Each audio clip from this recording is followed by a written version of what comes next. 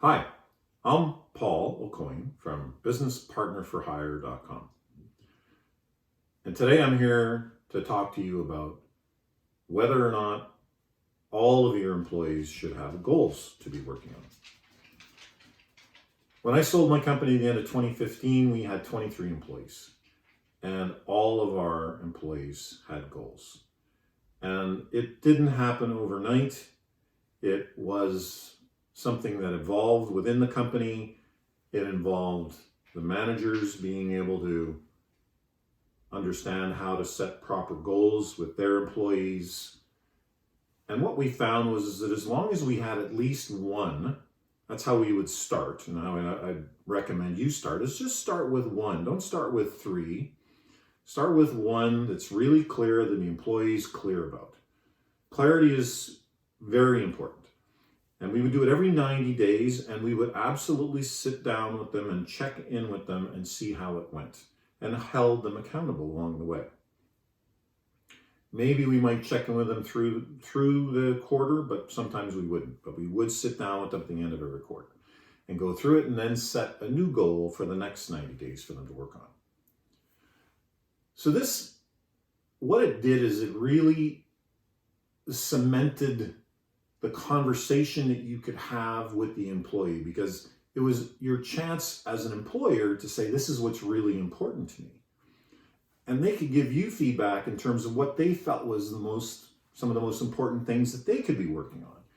Or there was an opportunity for you to give them a goal that would improve their skills. And so they really appreciated doing that, and they liked being held accountable. But making that goal specific, so it's specific, measurable, achievable, realistic, time-oriented. So that's the SMART, right? Specific, measurable, achievable, realistic, time-oriented. Having it such that at the end of the quarter, it's did you achieve your goal or not? And by the way, it needs to be done 100%. You can't say, oh, I haven't printed it yet, or I've got 90% of it done. That's not good enough. That has to be very clear so that it's must be 100% completed. And then that person is much more likely to actually finish those goals. Those goals that get to 90%, at the end of the next quarter, they're still not done. And that last 10% is often the most important part of that whole goal. I would highly recommend you do that. It's a fantastic chance for you to check in with your employee as well. You're going to have a conversation about what's important going forward for the next 90 days. Hey, you've made some progress on your technical ability. Now I'd like you to work on your ability to get along with your coworkers. I'm going to get you to read the 5 dysfunctions of a team, for instance, because there's a lot of teamwork ideas in there. And I want you to read that for the quarter.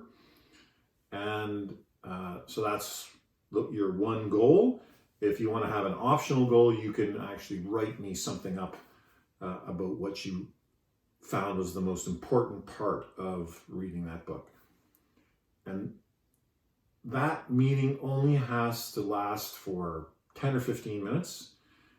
And as long as you don't have more than 7 direct reports, which you should not have any more than 7, 7 should be the maximum, that is a fantastic chance for a meeting, for you to talk career with your employee, and for them to feel great that they're making a difference with your company.